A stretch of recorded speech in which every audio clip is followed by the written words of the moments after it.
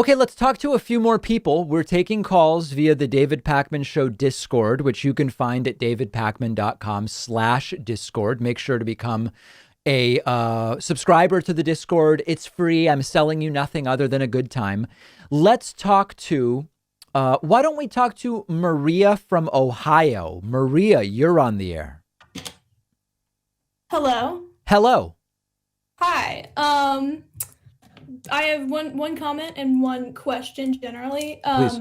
My comment is I just really wanted to say I appreciate lately I've been noticing you're making an effort not to stigmatize mental illness, like the caller yesterday, and I've noticed, I mean, just things that how you treat the general, I think, urge is for people to just ridicule people who are of the other side, who are clearly mentally ill, or maybe not clearly, but suspected. And I really appreciate that you're making an effort to not further stigmatize mental illness. My pleasure. I think that's rad. Thank you. And then my question is just if you have any tips for talking with the older generation about fixing this policing issue, because I have a hard time talking with my parents about it. They're in their 70s, and their general assumption is like to assume that they need the militarized gear and everything, and need all of this stuff that it's clearly not proper to fund that way. Well, I think I would probe and say, why do you think police departments should be militarized? And they'll have some answer, and then say, okay, can you give me some examples of situations where police being more militarized helped? There really aren't many. I mean, make them just sort of examine how they came to these conclusions, because what type of or what part of the world do they live in? Ohio, Maria? Yeah, we're from Ohio. Yeah, I mean, in wherever they live in Ohio, are there examples of when police being more militarized helped resolve a situation that they can think of? And if there aren't any examples they can think of, then say, okay, well, what about in the entire state of Ohio? Or what about in the entire region? Tell me exactly how we've benefited from police being more militarized. And then if you can get them to realize it actually hasn't really done much for anybody, then you could go to the next step of look at the money that's being spent there. Aside, there's also a fiscal issue which may appeal to them in some way. I don't know. Mm-hmm.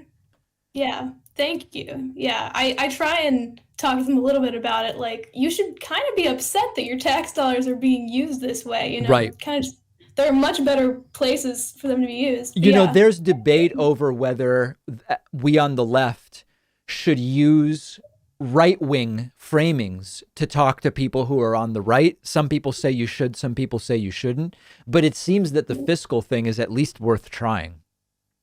Yeah.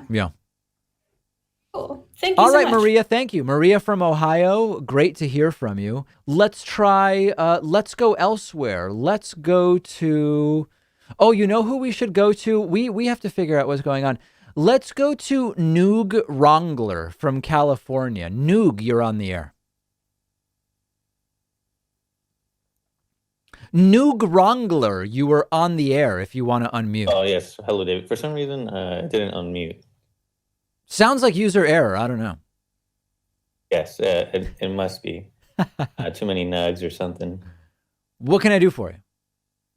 Well, before I ask my question, I wanted to clarify that according to a post on your subreddit, CAD callers use speakerphone.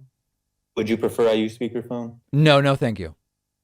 Okay, good. Well, if that post is wrong and it claims that CAD callers preface their question with a long monologue, let me begin with mine. Uh-oh. So it all started when...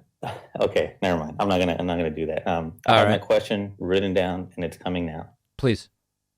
Okay, so do people that are unhappy with the employer-employee structure of capitalism, that would rather be in a worker cooperative that just isn't there yet, what message can we offer as progressives other than maybe, like, I don't know, cope and wait? Well, I guess it's not cope and wait. It's start a worker cooperative, right? I mean, it seems that the quickest way to be part of a worker cooperative rather than waiting around is to get involved in one and start one. I don't know what advice I would have. Yeah. Sorry for the question. I also was going to say, other than start a co-op, because it takes a lot of money, So you're saying time, and if people want more worker co-ops, other than waiting for it to become more prevalent, coping with the fact that it's not, and other than starting one themselves, what can they do?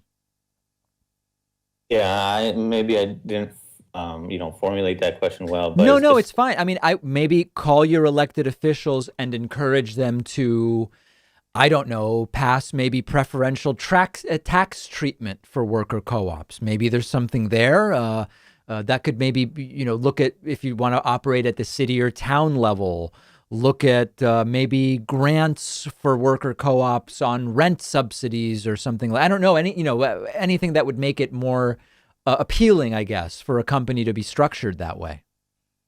actually calling an elected rep sounds like a good idea. Yeah.